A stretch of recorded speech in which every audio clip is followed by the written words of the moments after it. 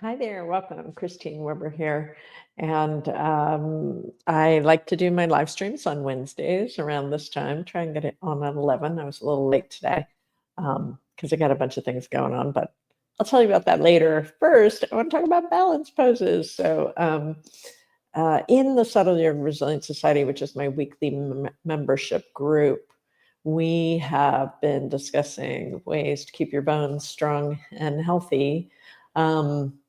A lot of people struggle with that, especially women after menopause. Men also may get osteopenia, osteoporosis, but a lot of women struggle with bone density. And so here's the thing.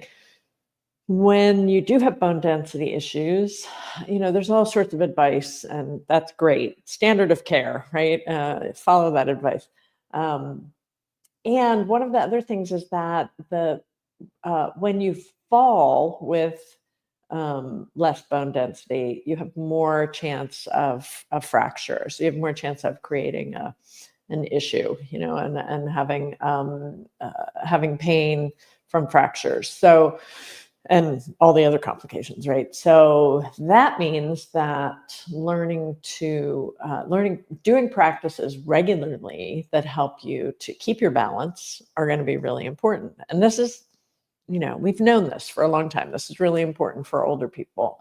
Learn to balance, learn to keep your balance, and that can contribute to reducing the risk of falls. Now, I want to show you a few things you can do with the chair to work on balance. Here's the other thing. I'm so cold right now, so I've got all my clothes on and my slippers and everything. But here's the other thing. We walk around in shoes a lot. And as you get older, for many people, that's actually really important it's important for many reasons, including some people have mobility issues, difficult to put the shoes on and take the shoes off. I spent about 6 years working in a facility, assisted living, hospice, and independent living facility. So I've dealt with that shoe issue. And I would always say when people were coming to my classes, I was like, let's take the shoes off. But it was really difficult. A lot of people have mobility issues. So getting your shoes on and off is an issue. You're wearing slippers like me, but slippers for some people are problematic because they increase fall risk, right? So what's good about bare feet, I'm not even barefooted today, I'm too cold.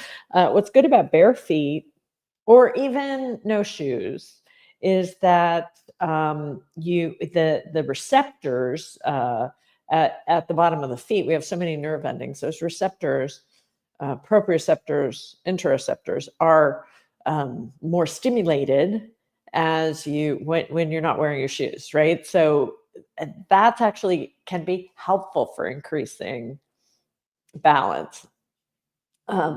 So if possible, don't wear shoes. I mean, you always think about that. People coming to yoga classes, they're not going to wear shoes, but that is not the case. I've worked in assisted living homes. I've worked with Veterans Administration. I've worked in the OSHA Center, senior centers, and I've had many, many students over the years who do not want to take their shoes off. And what am I going to do? Force them to take their shoes off? Of course not. So but I can tell them when you're at home and you don't have your shoes on, now you can do some practice. And balance poses are great to practice without shoes on because now you're getting that feedback, not just of the vestibular system, but proprioceptive feedback. The bottoms of my feet are getting stimulated. They get more sensitized. That's good. That's good for balance, right? Okay, so here's a couple ideas of things you can do in a chair to practice balance. So in a chair and with a chair. So one of the things in the chair, I like to have people sit up at the front of the chair, and then we can practice simple things like lifting your heels in the chair, even though the gravity, the center of gravity is in the torso and the pelvis here. Lifting the heels, it's a little balance challenge. Arms out to the side for balance. Now, what if I lift one foot and a heel, right? So there's some muscular work that's going on here. I'm using my psoas, core strength. Those are good things. I don't usually recommend both feet in the chair. That's like, now you're getting to like now you're getting to like a boat pose. Now, Kasana, because I'm using all of my core strength to lift my family. I can do this in a chair. You could probably do this in a chair, but I don't necessarily recommend that, particularly when people have osteoporosis. Whereas sitting back in the chair, now I've got a little more support. Maybe it's okay for some folks, maybe not for everybody. So I'll often just play with like alternate stuff. And you can also always do alternate arms too, right? And then you get that contralateral stuff that's so good for the brain. So these are some fun things you can do in the chair, just kind of playing with balance a little bit.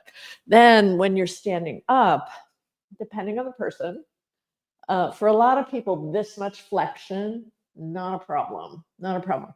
Uh, Other people are told by their physicians or physical therapists, whoever, no flexion, so it depends. It depends. What I'm good at and what I can help folks with is to feel confident in their body, that their body is strong, their body can do things. What I want to avoid, because it's not my wheelhouse, is telling people, don't do this thing. That's not what my job is. If someone comes to me and they say they have osteoporosis, I have to say, did you get a sign off from your physician that you're allowed to do yoga with me? And if they didn't, then now that's my job to say, I'm sorry, you can't be in this class. But if their physician says, oh yeah, you can do whatever, avoid huge flexion or something, this much flexion. I mean, you have to do this. Like you think you're at your house and you got to open the dryer and take the clothes out or whatever. That much flexion for most people is safe. It depends on the person though. Make sure that they've got a sign off from their healthcare professional, right?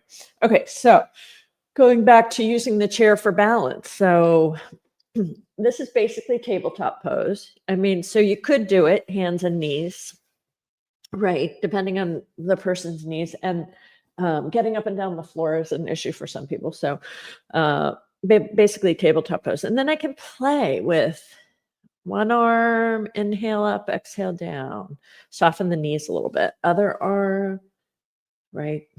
So these are all balancy things. One leg, inhale, exhale, maybe stay. For some people, opposite arm and leg is just fine. And it might not be this, ballet thing. It might be that we're just lifting a little bit up off the floor, and that's enough. Some people can do more of a lateral lift, and that feels good, even with the legs. You could play with that, right? Some people can do that, and it's usually the legs. It's great because you're working the abductors, the glute medius. And then you could also do like a bent elbow and a bent knee from here, and that those are going to be working different muscles. So my suggestion or encouragement here is that you use that chair, use that position, as long as that much flexion, about 90 degrees of flexion, is considered okay for the person who's working, who's dealing with osteoporosis. Going into using the chair and then playing with these different variations of balance poses can be really, really, really supportive. So if you are working with folks who are thinking about the healthier bones, then that they need to work on their bones, then balance is an important skill set. We have to build the skill set over time. Doesn't happen in one session. Build the skill set regularly, 2 or 3 times a week. Give your students and clients little things to do, like here's this 10-minute thing that you can do every day to improve your balance. Make sure the chair doesn't have wheels on it. The chair on the mat is more secure. Even better is the chair up against the wall, even more secure.